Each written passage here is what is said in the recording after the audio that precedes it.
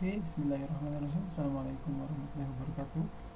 Bertemu lagi dengan saya Faris dalam materi ekonomi. Ya. Kali ini kita akan membahas tryout. Ya, kembali kita membahas tryout. Pembahasan yang keempat mengenai SI tryout OSP kemarin. Ya, soal yang pertama jelaskan dampak positif dan negatif dari pasar monopoli. Bisa kita lihat pembahasannya. Dampak positifnya ya ini keuntungan yang diperoleh di atas normal. Ya, berarti sudah pasti ya kalau juga berbicara keuntungan, maka dampak positif ini diterima oleh si produsen, yang mana produsennya menjadi satu-satunya produsen yang ada di pasar tersebut, sehingga mampu mengadakan penelitian dan pengembangan. Dan nomor dua, mudah melakukan efisiensi karena produksi dalam skala besar. Dampak negatifnya adalah menimbulkan ketidakadilan dalam perdagangan karena tidak ada produsen lain atau tidak boleh produsen lain masuk ke dalam pasar tersebut. Yang kedua, terjadinya pemborosan penggunaan faktor produksi karena tiadanya persaingan. Jadi karena tidak ada persaingan, jadi produsen yang hanya satu orang tadi atau satu perusahaan tadi semena-mena menggunakan faktor produksi sehingga boros. Oke, yang nomor dua, ada 5 transaksi di sini di tanggal 1, tanggal 4, 6, 10 dan 15. Tanggal 1, Ratna menyetorkan uang sebesar 35.000 sebagai modal awal, ya, untuk rekening bank atas nama Ratna Taylor. Ratna Taylor membeli bahan habis pakai secara kredit sebesar 2.350. Ratna Taylor menerima honor sebesar 9.500 atas jasa yang ia lakukan. Ratna mengambil uang 1.500 untuk keperluan pribadinya. Yang terakhir, dilakukan pembelian peralatan Rp3.000 secara tunai. Maka tentukan buku besar dan neraca saldonya. Ya, sebelum menentukan buku besar, maka memang kita buat dulu jurnal umumnya. Ya, kita tentukan jurnal umumnya. Yang pertama tentu di sini ada akun kas di debit. Ya, perhatikan ya, di nomor 1 ada akun kas di debit dan akun modal di kredit. Nilainya sebesar 35.000 untuk jurnal umum yang pertama. Yang tanggal 4, jurnal umum tanggal 4, dia membeli bahan habis pakai secara kredit. Ya, sudah pasti utangnya yang bertambah. Utang ketika bertambah berada di posisi kredit, ya. Utang berada di posisi kredit sebesar 2.350 dan di posisi debitnya ada perlengkapan, ya, karena bahan habis pakai di sini dalam arti lain adalah perlengkapan. Jadi perlengkapan sebesar 2.350 di posisi debit, akun perlengkapan, sementara di akun di kreditnya adalah akun utang dengan jumlah nominal yang sama 2.350. Oke, tanggal 6, ya. Tanggal 6, Ratna Taylor menerima honor sebesar 9.500. Nah, berarti dia menerima pendapatan, ya. Kalau menerima uang, menerima pendapatan berarti ada uang yang masuk ke dalam kasnya. Nah, ini berarti kasnya bertambah, ya, kas bertambah di posisi debit untuk tanggal nomor 6 sebesar 9.500. Sementara kreditnya adalah apa? Ya, kreditnya adalah pendapatan. Karena pendapatan jika bertambah di posisi kredit sebesar 9.500. Oke, di tanggal 10, Ratna mengambil uang 1.500 dari Ratna Taylor untuk keperluan pribadi. Ya, keperluan pribadi kita kenal dengan nama privé. Ya, privé ini sudah jelas sifatnya mengambil modal atau mengurangi modal. Ya, jadi sudah bisa dipastikan bahwa ketika modalnya berkurang, sudah pasti kasnya berkurang. Ya. Kas berkurang di posisi kredit sebesar 1.500, sementara debitnya bisa kita tulis dengan akun privé. Terakhir 15, dilakukan pembelian peralatan sebesar 3.000 secara tunai. Nah, tunai. Ya. Kalau sudah tunai, berarti cash, berarti ngambil uang dari kasnya berkurang. Kas berkurang untuk tanggal 15, yakni kas di kredit sebesar 3.000. Oke. Dan di debitnya adalah peralatan karena peralatannya bertambah. Jadi satu sisi ada yang bertambah, satu sisi ada yang berkurang di tanggal 15. Ya. Oke. Itu adalah jurnal umumnya. Lalu kita lihat buku besarnya, ya. Bisa kita lihat di sini. Ya, kalian bisa lihat bahwa dikumpulkan ya satu persatu antara kas, perlengkapan, peralatan ya. Di sini ya, kasnya berjumlah total, saldo akhirnya adalah ya, mohon maaf ini ada kesalahan ya. Mestinya di posisi debit sebesar 40.000 akun kasnya ya. Itu karena 44.500 diambil 1.543.000 masih di posisi debit, sedangkan 43.000 diambil 3.000 posisinya 40.000. Oke. Untuk perlengkapan di posisi debit sebesar 2.350, peralatan ada di posisi debit sebesar 3.000. Lanjut. Ya, ini ya, ini lebih jelasnya lagi. Lalu ada akun apa lagi yang belum kita taruh ke dalam buku besar, yakni akun utang. Ya, di sini ada akun utang ya. Di kredit 2.350 karena ini tadi lawan dari ya perlengkapan ya. Perlengkapannya di debit sementara utangnya di kredit. Ya, lalu ada modal awal tadi yang dibilang ya 35.000. Ya, debitnya kas ya, di sini tanggal 1 debitnya kas 35.000, kreditnya adalah modal. Oke. Nah, privé ya tadi pengambilan pribadi sebesar 1.500 di debit. Lawannya di mana? Lawannya di kas. Ya, karena mengambil uangnya dari kas 1.500 ini. Ya, tanggal 10. Terakhir ada pendapatan, ya dia mendapat pendapatan sebesar 9.500, kita tulis di kredit. Ya. Lalu lawannya mana, Mister? Nah, lawannya ini. Ya, di debitnya. Debitnya ada di tanggal 6, kas 9.500 ya, bisa diperhatikan ya. Jadi masing-masing sebetulnya ada. Oke.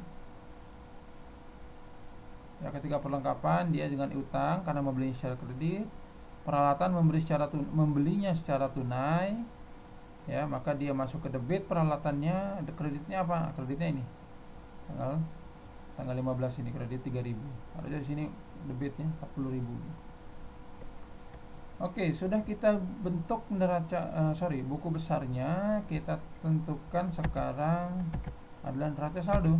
Nah, ini dia neraca saldonya. Ya. Ambil nilai akhir, perhatikan, ambil nilai akhir dari setiap akun buku besar. Ya, kas 40.000, kita tulis 40.000. Boleh ya? Dilihat. Oke, maaf. Ya. 40.000. Oke. Nah, perlengkapan ada 2.350 di debit. Kita tulis ya, di debit 2.350 debit, 2.350. Peralatan 3.000 ya di debit, maka tulis 3.000 ya. 3.000 di debit, maka tulislah 3.000. Nah, begitu seterusnya. Ya, maka menghasilkan jumlahnya segini. Debitnya 46.850, kreditnya juga sama 46.850. Kalau ini tidak balance antara debit dengan kredit di neraca saldo, maka bisa dibilang itu ada kesalahan. Gitu. Oke, kita lanjut ke nomor 33. Ya. Nah, di nomor 33 ada soal, mungkinkah kebutuhan sekunder bagi orang tertentu menjadi kebutuhan pokok bagi orang lain? Jelaskan. Ya, mungkin ya. Karena mungkin perbedaan budaya. Salah satu contohnya, saya kasih contoh di sini adalah wilayah Indonesia bagian barat dan timur. Ya, beras dijadikan makanan pokok di wilayah bagian barat dan justru menjadi kebutuhan sekunder di wilayah bagian timur. Ya, kenapa? Karena di wilayah bagian timur ya, atau tepatnya saudara-saudara kita di daerah Sulawesi dan daerah Papua, kalau Sulawesi biasanya dia ada yang memang menjadikan sagu sebagai bahan pokok, ada juga yang menjadikan jagung sebagai bahan pokok selain nasi ya. Tapi mereka lebih prefer kedua bahan itu selain nasi ya. Namun di Papua memang kebanyakan adalah sagu, kebutuhan sekunder pada wilayah barat. Sementara sagu tadi ya yang jadi pokok di di wilayah timur justru menjadi kebutuhan sekunder di wilayah bagian Indonesia barat. Seperti itu. Itu salah satu contohnya, tapi kalian bisa explore yang lain. Ya. Oke, nomor 34, perhatikan pada tabel berikut ini. ya, tanggal 1 dan tanggal 4. Ada dua ya, ada dua transaksi tanggal 1 dan 4. Yang pertama dijual barang secara kredit ke dari PT Indofood sebesar 15.000 dengan syarat 3/15 N/30 ya. 4 dijual barang secara kredit dari PT Batin sebesar 7.000 dengan syarat 3/15 N/30. Nah, gimana ini maksudnya? Sudah jelas kalau ada kata-kata dijual barang dagangan secara kredit, dijual secara kredit, maka akun yang kita tentukan jurnal khususnya adalah akun penjualan ya, karena akun penjualan dan akun pembelian adalah akun-akun yang mencatat transaksi secara kredit. Kalau menjual secara kredit sudah pasti penjualan. Kalau membeli secara kredit sudah pasti pembelian. Oke. Nah, akun penjualannya ada dua, kita tentukan mana. Nah, ini dia. Ya. Penjualan, syarat pembeliannya tulis, boleh kalian tulis, boleh tidak, tapi kalau dalam perusahaan biasanya ditulis ya. Nah, lihat apa saja akun-akun yang ada di jurnal penjualan ya. Akun yang ada di jurnal penjualan yakni pada posisi debit akunnya adalah piutang dagang, sementara di kredit adalah akun penjualan. Seperti itu. Tulis nominalnya 15.000 dengan 7.000, maka totalnya adalah 22.000. Oke, kita lanjut ke nomor 35. Ya, ada dua transaksi lagi di tanggal yang sama, 1 dan 4. Transaksinya apa? Dibeli barang dagang secara tunai dari PT Indofood sebesar 12.000, dibeli barang dagang secara tunai dari PT Batin sebesar 10.000 ya. Dibeli tunai sudah pasti adalah pengeluaran kas. Kenapa pengeluaran kas? Ya, karena pengeluaran dan penerimaan kas, perhatikan, pengeluaran kas dan penerimaan kas akan mencatat transaksi ya, akan mencatat transaksi secara tunai ya. Kalau tadi saya katakan bahwa transaksi secara kredit ada jurnal penjualan dan jurnal pembelian, maka di transaksi secara tunai ada jurnal khusus yang bernama jurnal penerimaan kas dan jurnal pengeluaran kas. Kalau penerimaan sudah jelas menerima uang, kalau pengeluaran mengeluarkan uang. Sementara di sini dia bilang adalah dibeli secara tunai ya. Membeli berarti kalau kita membeli berarti mengeluarkan uang dari kas. Maka sudah jelas akun yang kita catat di sini adalah akun pengeluaran kas. Mana akun ininya, jurnalnya? Nah, ini dia. Ya, ada tanggal, keterangan ref. Nah, lihat di akun debitnya ada pembelian dan ada utang. Kenapa ada utang di sini? Ya, saya jelaskan sedikit. Karena utang di sini adalah bisa jadi kita mengeluarkan uang dari kas itu untuk pelunasan hutang. Seperti itu. Ya, kalau untuk pembelian ya membeli secara tunai, maka debitnya adalah pembelian dan kreditnya adalah kas. Ya, kalau ada misalkan mendapat diskon dari pembelian tadi, maka ditulis di sini ya. Kamu keluar uang dari kasnya berapa, diskonnya berapa dicatat di sini. Ya, sehingga totalnya ada di sini. Ya, misal dari 12.000 ini misal saja ya. 12.000, kita dapat diskon 1.000. Nah, terus 1.000-nya di sini, maka kasnya adalah sebesar 11.000. Ya, 11.000 di sini 1.000 dan di sini total 12.000. Oke. Ya, terima kasih.